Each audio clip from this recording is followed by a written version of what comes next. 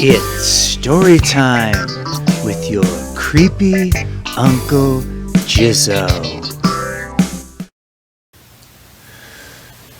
Kaboom! It's your old pal Jizzo here, again, for our third triumphant episode of Storytime. A lot of people have been writing me, telling me that they dig it, and that's cool. Doing something new on YouTube is a rarity. So here we go. Here's a story from my book, Unhappy Endings, and it's called The Vandals. I ran like the wind. I ran like Richard Pryor on fire. I was no athlete, but fear was a great motivator. I ran past the B. Daltons, the C's Candy Counter, and Spencer Gifts. I ran past the Zales Jewelers into a side doorway, followed closely by the overweight security guard whose hat I had just plucked off in the middle of our crowded mall. Judging by the huffing and puffing behind me, Mr. Security Guard must have been seconds away from a major stroke. I pushed the door open and I raced down the dimly lit hallway to the last and final door, which would lead outside to freedom. When I got outside, I let out a war whoop, woo woo woo, and bolted into the lower parking lot structure outside the JCPenney's where my friends were waiting. I followed the sound of their yelling and my friend's horn blaring and jumped into the backseat of the car, waving my prize. Stealing this fat guard's hat made my initiation into this select group of friends complete. I was a vandal. I wasn't a smart kid. I never made it with the girls. My parents were confused by me, and I was confused by pretty much everything.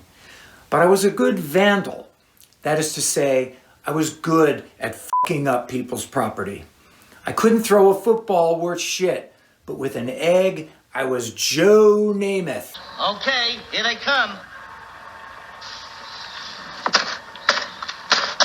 We busted windows, we shit in cars, we stole homegrown pot plants out of people's backyards and microwaved them in my kitchen. We just fucked up cars and homes at random. No rhyme or reason, just for the fun of it. And it was never for revenge. Well, I'm lying. Senseless. That's what they called our vandalism, senseless. But I tell you, at the time, it really made sense to us. When we got together and fucked shit up, there was a real urgency about it. It had a purpose. There was me, Jack, Brett, and Bill. Sometimes there were others, but we were the core unit. During the day, we concentrated most of our work at the Northridge Mall. We were just one group, about a dozens, leaning over the rails, looking at chicks, dreaming of the day when we might get to touch the. We stole food from stores to eat or just to pass the time. I stole books. I'd go into the B. Dalton or the Walden bookstore wearing a large flannel shirt, and when no one else was looking, I'd slip the book into the crease of my back and I'd walk out. My friends were not readers and thought my choice of booty strange, but they grudgingly accepted the fact that I was stealing something and didn't really rib me for it. They would steal candy or salamis from the Hickory Farms. Spencer Gifts had cool blacklight posters that you could just slip down your pants. Spencer Gifts was a paradise of sorts for the young stoner thief. We'd walk the mall endlessly, hour after hour. And you know, I realized that to the security guards, we must have looked the same because I saw the same security guards every day with new hats to replace the ones that we'd stolen, and they never ever recognized us. Dirty, unwashed hair, puka shell necklaces, Levi's, wallaby shoes. I guess we looked like a football team for the Grateful Dead. Now, the best part of going to the mall was dumping shit on people's heads from the second floor. You couldn't do it inside the mall. That was a certain bust. But outside, there were 100 stairways and balconies, always worthy of a good toss and a getaway. At first, we used water balloons. That was okay, but sometimes, they didn't break, and after a while, water just wasn't funny enough. Now, our mall had a Bob's Big Boy restaurant that sold these 49-cent ice cream sundaes. And near the entrance was a kiosk with all the sundae condiments: chocolate sauce, marshmallow sauce, strawberry syrup, and butterscotch, all equally gooey and equally destructive. We'd eat the ice cream, and then we would fill our empty cups to the rim with the horrible syrup, and once we were outside, we'd take turns dumping the gooey, sticky mess on people's cars from above.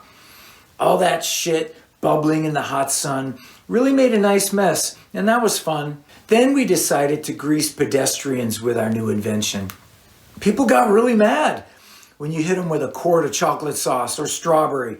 Sometimes they'd chase you for 10 minutes, but we knew all the secret mall exits and we could always lose them. You hardly got to see a sauce dumping from the victim's point of view, but I did once. Coming down a staircase one day, I saw a woman walking towards me, and she was opening her purse, and I just knew she was gonna get it. I watched 2 pounds of hot, sticky mess fall from the sky like a biblical plague and nail her like I've never seen anyone nailed before.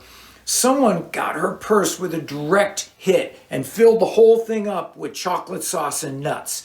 The other 3 cups came down and blanketed her head and shoulders in a mixture of red, brown, and white.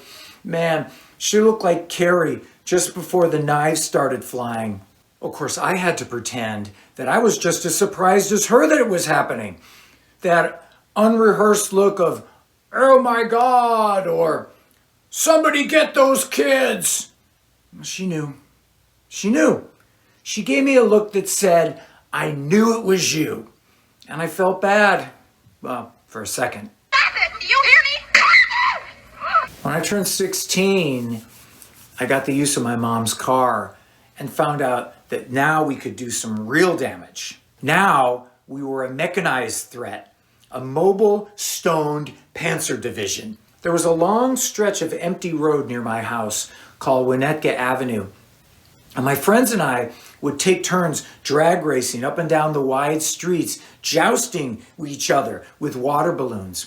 I drove my mom's car, and Brett drove his car, and one guy would sit shotgun in each car and hurl balloons. Now, as the cars passed each other, the balloons flew, and there was this big satisfying thunk and splash when they hit the windshield. Once in a while, someone got in a lucky shot. My friend Bill was leaning out of my passenger seat one time, and he was about to throw his water balloon, and he got punched square in the face with a 50-mile-an-hour water balloon. His head snapped back like a diving board. And when he turned to look at me, there were a dozen bits of torn red rubber in his hair and eyebrows. For about 30 minutes, he had this large red welt in the center of his face. It looked like a Japanese flag, and it was the funniest thing. Then my parents busted us jousting, and it wasn't quite so funny.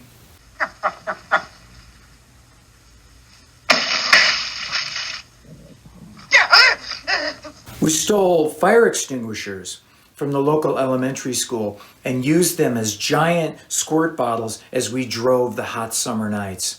The water stream was pretty strong, and you could refill them at any gas station.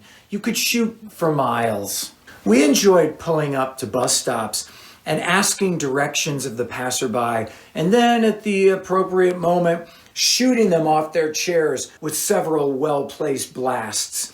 We'd shoot old ladies, we'd shoot guys off of their bikes, anything moving or not moving. We threw eggs, lots of eggs. Eggs made a satisfying plop explosion when they hit, almost sexual. My friend Brett used to like to shit a lot. He'd shit in strangers' cars, on people's welcome mats. He shit in the water fountain at our school. He shit in a church confessional once. That was pretty f***ed up. A lot of times, Jack and I had to hold his arms so he could position his asshole trajectory, and it really never occurred to me that this was pretty weird, but Brett liked the shit, and he was way bigger than I was, so I did what I was told. Here it is 20 years later, and I wonder if some of Brett's behavior has carried over into middle age. Does Brett even use a toilet? Maybe he just leaves his turds around the house for his wife to clean up. I doubt he shits in his own car. He probably doesn't even actually think about his fucked up behavior anymore because he's an adult now, and we tend to leave those childish things behind. I've played violent video games, and I've watched all 8 Faces of Death videos, and I wish I could blame them for my destructive behavior, but I can't. We were just as fucked up then, and we had the same bizarre thoughts as kids do today. We were destructive, but we weren't violent, if that makes any sense. Our victims were faceless, and I suppose we were cowards, but fun needed to be had, and something had to give. The forbidden was what we were after. Exactly the opposite of what society had to offer. A place where abstinence and just say no was ridiculous and a loser's dream. To everyone who says no, I say yes. Yes to breaking glass and late night fire brigades and a dozen eggs hurled like mortar shells. Plop, plop, plop. Broken windows and broken car antennas and broken hearts and stolen books. The blur of a teenager's dream soaked in strawberry sauce and lost puppy dog love. Dirty mags and experiments with liquor and masturbation and getting caught. Always getting caught. Always getting caught with a water balloon in one hand and a bag of dope in the other. Never, never, never, never want to be a parent. Never, never, never want to go what they went through. Never, never, never want to be in the position of trying to understand the antisocial behavior of some sullen 16-year-old dope-smoking vandal. I remember the cops scooping me up off the streets once at 3 a.m., knocking on my front door, waking up my parents, me sitting in the police car, and all of them wanting to know why. Why? Why? Why am I doing this? Could I tell them why I liked egging houses or breaking windows or setting fires? I couldn't explain because there is no explanation. In my own way, I was being as honest and truthful as I could when I said, I don't know. Whatever part of that human brain that digs mayhem and the sound of breaking glass is still alive and well, and it's never going to stop being fun for an adolescent to fuck up other people's shit. You gotta grow out of it. Or in my case, you never grow out of it.